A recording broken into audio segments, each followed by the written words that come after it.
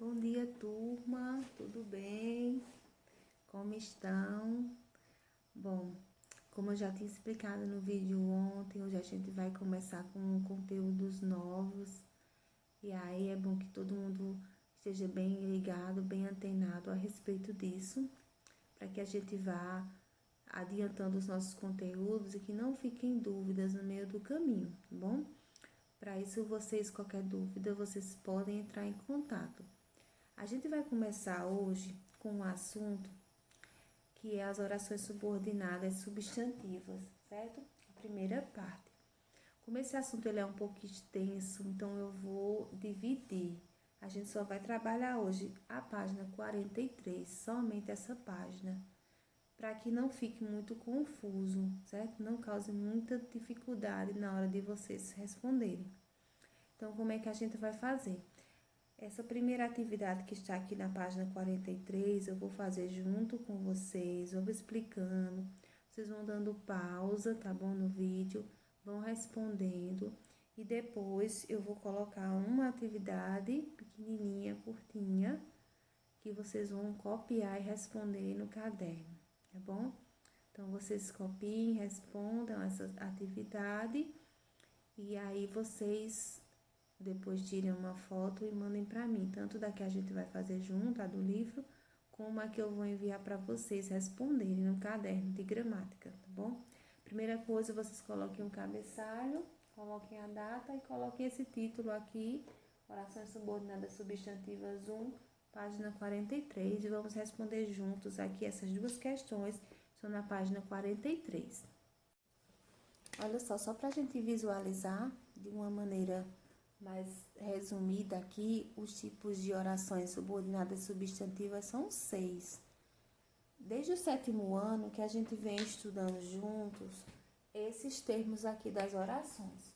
O sujeito, o predicativo do sujeito, que é aquela característica do sujeito que fica lá no predicado. O aposto, que é uma explicação a respeito de um substantivo. O objetivo direto e o objeto direto e o objeto indireto, que são os complementos de verbo com preposição ou sem preposição, e o complemento nominal, que são os complementos de nomes, de substantivos, adjetivos ou advérbios. Então, gente, as orações subordinadas substantivas, elas nada mais são do que orações, ou seja, frases que contêm verbo, que têm a mesma função que esses termos aqui. Esses termos, eles têm como núcleo substantivos. Então, as orações, elas funcionam como substantivos dentro do período, tá bom? Aqui, ó, a oração subordinada substantiva, que ela tem função de sujeito, ela vai receber o nome de subjetiva. Aqui tem função de predicativo do sujeito, recebe o nome de predicativa. Aqui tem função de aposto, apositiva. De objeto direto, objetiva direta.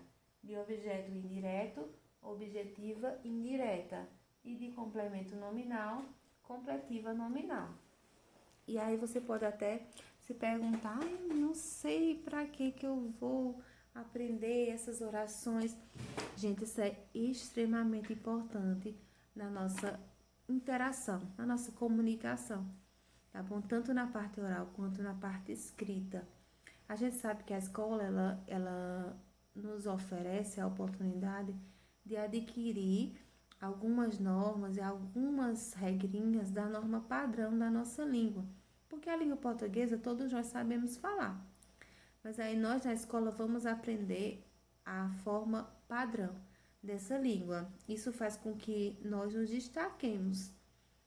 Então, você vai fazer, por exemplo, um texto, uma redação ou um currículo para apresentar num emprego, né? Para uma entrevista de emprego, até mesmo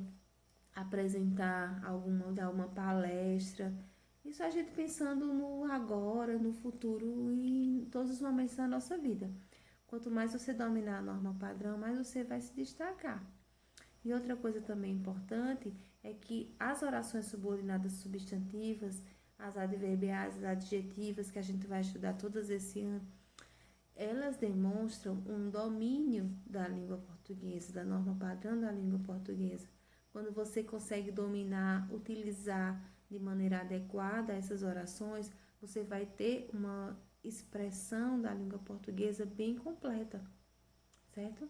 Então, a gente, na questão do Enem, por exemplo, ainda falta um pouquinho para vocês começarem, mas o ano que vem vocês já vão estar no ensino médio.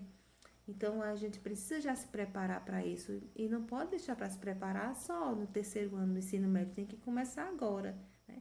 Se preparar porque vão vir algumas etapas na vida de vocês que vocês vão precisar usar a norma padrão da melhor maneira possível. E a gente está aqui para ajudar com esses exercícios gramaticais de forma que vocês consigam dominar o máximo possível essa norma padrão. Então, vamos observar aqui, certo? Na página 43, a primeira questão. Você já viu que as orações subordinadas podem se classificar em 3 tipos: substantivos, adjetivos e adverbiais. Isso a gente já viu esse ano. Isso depende da função sintática que exercem em relação à oração principal. Então, se aquela oração exerce a função de substantivo, ela vai ser substantiva. De adjetivo, adjetiva, e de advérbio, adverbial, tá bom? Então, é uma oração que vai exercer a função de uma dessas 3 classes de palavras. A que a gente vai ver agora são as orações subordinadas substantivas. Aí aqui tem um trechinho do editorial respeito à natureza. É necessário que detalhe todos os pontos. Ok? Então, olha o período. É necessário que detalhe todos os pontos. Na letra A, pede para que vocês identifiquem quais orações compõem esse trecho. Então, vocês colocam, ou vocês copiam o período aqui na letra A e dividem em barras, como a gente também já está acostumado a fazer, dividindo em oração 1 e oração 2, ou então vocês copiam oração 1, coloca na frente, oração 2, coloca na frente, certo?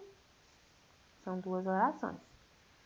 Na letra B, vocês vão dando pausa aí no vídeo e vão respondendo, para o vídeo não ficar tão longo, eu vou fazer ele contínuo, tá bom? Na letra B diz assim: a respeito do termo em destaque, olha que está em destaque aqui, ó, que detalhe todos os pontos. A respeito desse termo, copie em seu caderno a alternativa que apresenta a informação correta. Vocês vão copiar uma dessas, ou a letra A ou a letra B. Na letra A diz assim: completa o sentido da oração anterior, é necessário. E na letra B diz assim: modifica a forma verbal é, atribuindo-lhe uma circunstância de modo. Então, essa oração que está aqui em destaque, ela completa o sentido dessa oração anterior ou ela modifica o verbo é, acrescentando uma circunstância de modo? Então, vocês optam por uma dessas duas e respondem copiando a alternativa. Na letra C, com base na sua resposta do item B, então, de acordo com o que vocês responderem aqui, qual é a função sintática do termo em destaque? Esse termo em destaque aqui vai ter uma função sintática de quê? Certo? Aí vocês vão dizer se ele tem uma função sintática de sujeito, adjunto adverbial, complemento nominal, objeto direto, objeto indireto. Vocês vão dizer qual é a função sintática desse termo em destaque. Ok? Vamos continuar agora com a segunda questão. Observe como o período acima, que é o período que está presente na primeira questão, poderia ser reescrito sem alteração de sentido. Olha, o período da primeira questão é esse, relembrando, é necessário que detalhe todos os pontos. E ele pode ser reescrito dessa forma, é necessário o detalhamento de todos os pontos. Quantas orações formam esse período? Vocês vão responder nessa letra A. Então, vocês vão ver quantos verbos tem e vão dizer quantas orações existem aí nesse período. Com base nisso, classifique-o em simples ou composto. Isso a gente já viu, né? já desde, não sei nem quando, né? Desde o 7º ano, a gente já viu um pouquinho sobre período simples e composto. No 8º ano a gente viu e agora a gente retoma.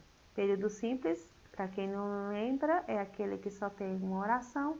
Período composto é aquele que tem 2 ou mais orações. Aí vocês coloquem na letra A. Na letra B, qual a função sintática do termo em destaque? A função sintática é a mesma coisa que eu disse a vocês na questão primeira. É o que? É um predicativo do sujeito? É um adjunto adverbial? É um complemento nominal? Um sujeito? É um objeto direto? Vocês vão dizer qual é a função sintática e vão justificar por que ele é isso aí que vocês colocaram. Depois, vocês vão dizer qual é o núcleo. Então, qual é a palavra mais importante desse termo aqui em destaque? E a que classe gramatical esse núcleo pertence? O que é classe gramatical? Alguma daquelas 10 que a gente já estudou desde o 6º ano. Substantivo, adjetivo, advérbio, pronome, preposição, conjunção. Vocês vão ver qual é a palavra mais importante e dizer qual é a classe gramatical dessa palavra, tá bom? Essa oração aqui, se vocês observarem aqui, ela é uma oração, aliás, essa parte que está em destaque aqui, ela foi transformada em uma oração nessa parte aqui, está na questão 1, ok?